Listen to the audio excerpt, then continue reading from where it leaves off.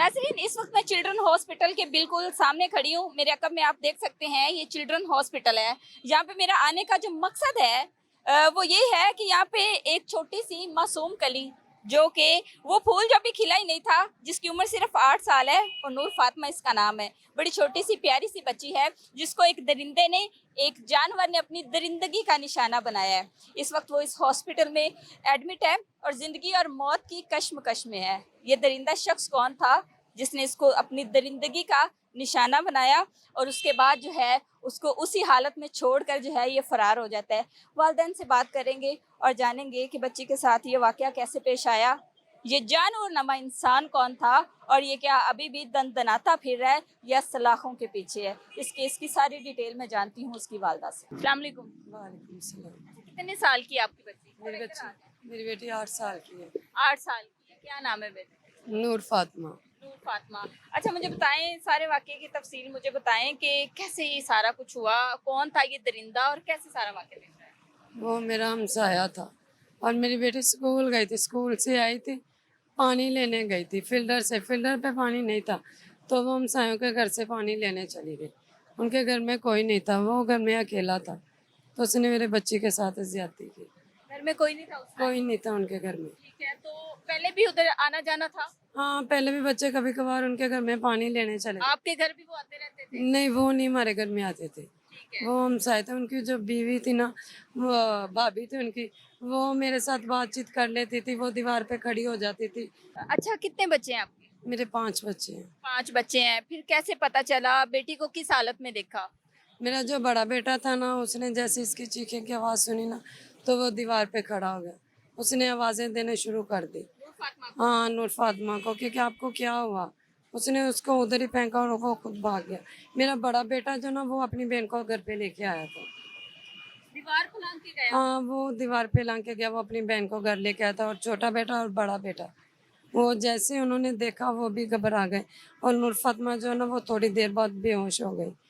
मैं ना किसी के घर में काम करने गई हुई थी, तो मैं उधर से आ रही थी, मेरे बच्चे जो भाग के मेरी तरफ जा रहे थे। मैंने कहा बेटा आप इधर ही रुको, आप क्यों मेरे पीछे आए? वो कहने लगे मम्मा जल्दी जल्दी घर आ जाओ, छोटी बहन को पता नहीं क्या हो गया। मैंने कहा क्या हुआ? वह कहने लगे मम्मा घर आके देखो। मैं जैसे ही घर आई, मैंने देखा मेरी बेटी बेहोश थी और इतना ज़्यादा उसका ब्लड निकल रहा था। ये दरिंदा जो है, ये इसके घर में कोई माएँ बहनें बेटियां कोई नहीं है?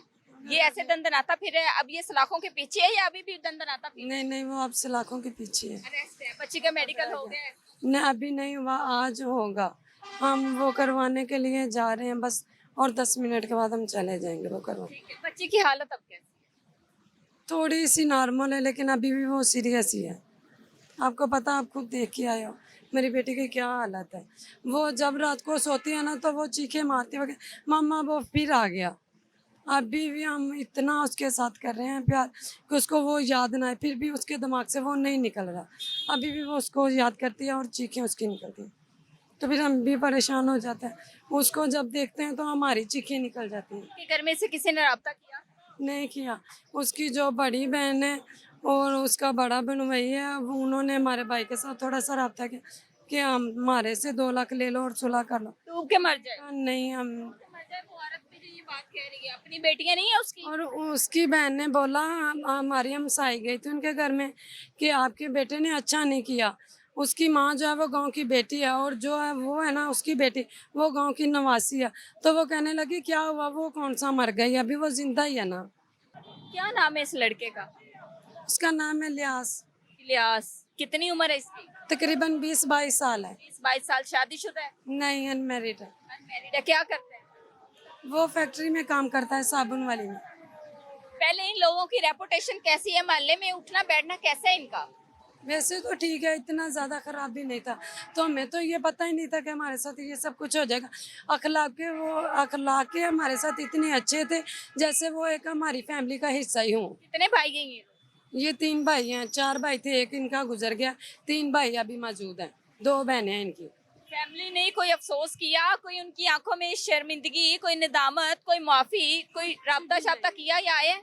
कुछ भी नहीं है। ये तो उनको फील ही नहीं हो रहा कि हमारे बेटे ने ये कर दिया, हम थोड़ी सी शर्मिंदगी महसूस करें। नहीं, अभी भी वो कह रहे हैं कि हमारे बेटे ने क्या इतना बड़ा गुनाह कर दिया, हमें माफ़ी दे दो। बड़ा आसान होता है माफी देना, क्या चाहती हैं अब आप? मैं इंसाफ चाहती हूँ, मैं उनको उसको माफ़ी नहीं दूंगी।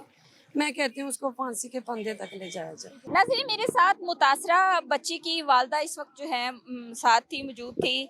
बहुत सारे क्वेश्चन जो हैं वो मेरे पास अल्फाज नहीं होते। 376 370 का कोई भी ऐसा वैसा केस होता है तो मेरे पास अल्फाज नहीं होते। खासकर कम उम्र बच्चियों को जो है, कम उम्र बच्चियों के साथ इस तरह ज्यादती के वाकयात जब पेश आ जाते हैं तो उनको किस तरह से सोशल मीडिया पे लाया जाए। सोशल मीडिया पे लाने का मकसद ये होता है कि इन दरिंदों को, इन हिवानों को, ये जानवरों से बदतर जो लोग हैं, इनका असली चेहरा आप लोगों के सामने रखना कि एक मासूम सी बच्ची, छोटी सी कली, जिसको अभी दुनिया का पता ही नहीं था, उस इस घटिया इंसान ने, इस दरिंदे ने, इस जानवर ने उसको भी दागदार कर दिया। ये मुआशरा तो बेटियों के लिए पहले ही बड़ा सख्त है और इस मर्दों के मुआशरे में बेटियों का जीना तो पहले ही मुहाल था और उसके बाद इस तरह के केसेस। मेरी रिक्वेस्ट है आईजी साहब से, सीएम साहिबा से, उसके अलावा हमारे जुडिशरी सिस्टम से मेरी इल्तिजा है कि कोई ऐसा कानून होना चाहिए कि ऐसे जानवर, ऐसे दरिंदे, ऐसे सफाक मुलजिम जो बच्चियों की जिंदगियां तबाह करते हैं, ऐसा गुनाह करने से पहले 100 दफा सोचें।